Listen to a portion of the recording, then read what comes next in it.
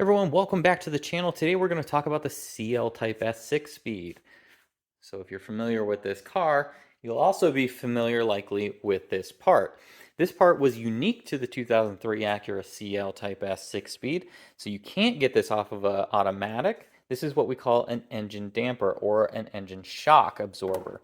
And the idea behind this part is that it mounts to the front and to the back of the engine to take up the load, if you will, from harsh movements. This could be from shifting, this could be engine vibrations, um, most likely related to a manual car because it has a different anatomy. So you've got a flywheel, you've got a clutch, and those act differently than a torque converter on an automatic car. So Acura designed this so that this would go into the front and back, like I said, and take up that extra, so to speak, load that's occurring there. And this really helps smooth out the car.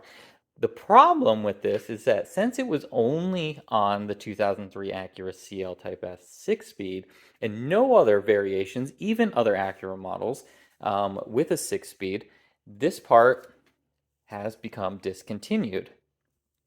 And the markings on it suggest that it's made by a company called KYB. And KYB makes a series of shock absorbers for all various types of applications, including cars, including golf carts, including whatever else.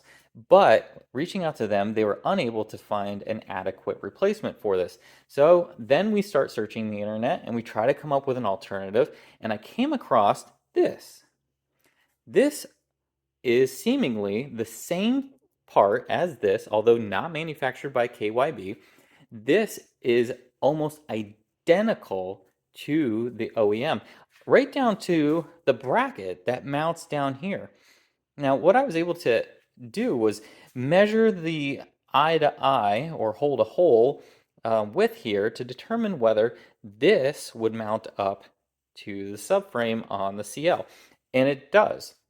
So regardless of whether you want to use the OEM one, it seemingly is that you don't have to use it. You could use the supplied one, but if you wanted to keep this bracket the same, you could just carry it over. And as you can see here, here's the actual part that mounts to our engine and attaches to the top with new bushings. The bushings obviously are very tight because they are not compressed yet. They haven't seen any load applied to them. So they're very tall and subsequently means that these nuts right here have to be tightened down pretty hard to get both of them to lock on. But the only other difference between the OEM and this one right here is that the stroke with the OEM one is a little bit longer, meaning that when it's in full extension, so if you were to pull this part down, it extends, and this one is a little bit different, but I don't think that's going to matter because this OEM one never sees full extension. It literally lives in a space and kind of moves like this within just about an inch or so, probably not even an inch when you apply it under load. So for those who have been looking for a suitable replacement for the engine damper, good news. We actually have one. And it's readily available, or so it seems. And here is the manufacturer of the part. It's manufactured by a company called MTC, and the part number is 8663, reference number 12307-20021, labeled as an engine shock. The most interesting part about this, it comes with this extra bracket here, which you don't need. And that extra bracket apparently is to mount this engine damper to a Lexus model. There's a series of Lexus models associated to this when I looked up the listing, but one of them was an ES300 from 1996. And this is now our replacement that we can mount into the CL. So this would mount right here. It mounts right there and then goes down to the subframe, which is a little dark, but it's down there right next to your engine mount. So for those who have been searching high and low for years for a suitable replacement because theirs doesn't function correctly, mine still does, thankfully, here we are. So I'll post a link down in the description of the video below so that you can go and source this yourself. I actually will be likely not replacing mine because mine are still good. So this one will go back, but hopefully that helps some of you Acura CL and Acura TL 6-speed people with sourcing a suitable replacement. Okay, so let's dive into the MTC 8663 engine shock here. Made in the USA, at least so they claim.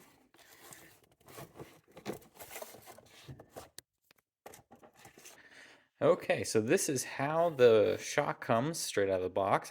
You'll notice that this bracket right here comes with it. However, it doesn't apply to our vehicles.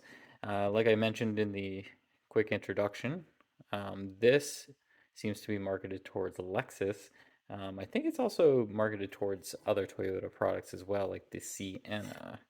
The interesting thing is this bracket right here is almost identical to the bracket that's on the CL, with a couple little caveats in its form on the bottom here. But for the most part, it looks fairly identical.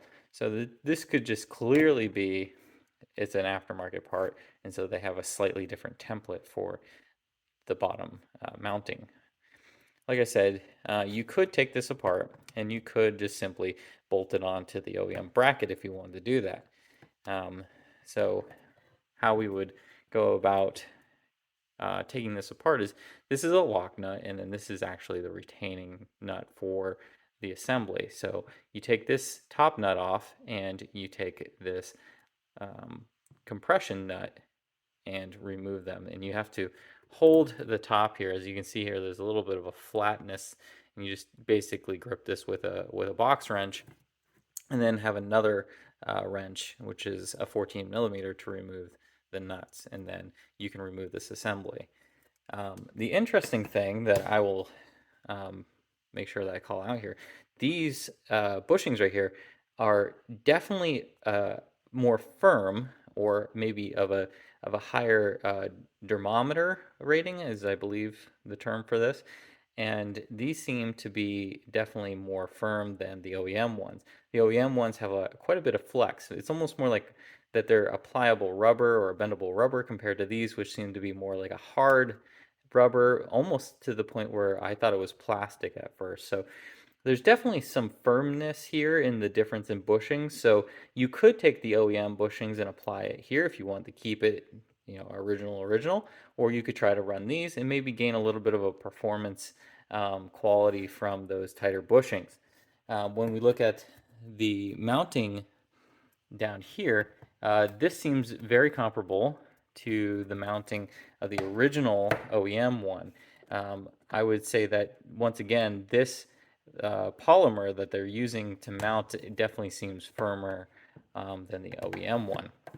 You have the same rubber boot here that extends, and I'm going to go ahead and show you how that extends. So you can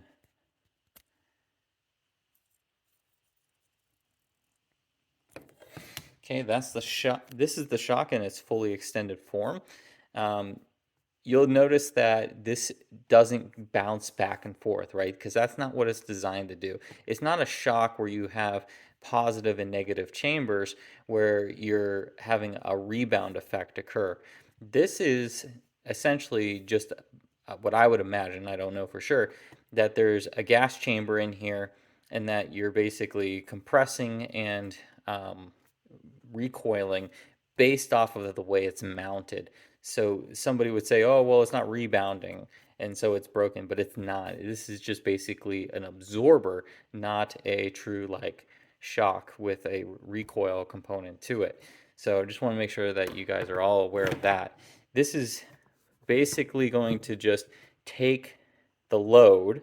So as the car goes up and then back down, it's softening that blow.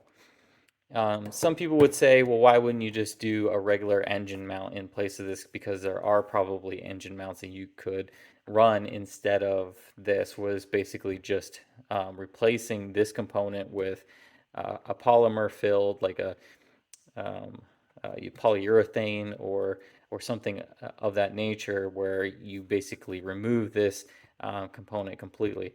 Well, you could certainly do that. Why I wouldn't do that is because those polymers, the polyurethanes that they're using, have different hardnesses to them, and so you could subsequently run those and just uh, increase your road noise, or you could increase the firmness and have a lower ride quality. If you're going track focused, maybe that would be a route for you. But for back road driving or daily commuting or just everyday driving in general, I would try to keep it, I would advocate that you keep it as OEM as possible. So that's why I think that this is a great suitable replacement.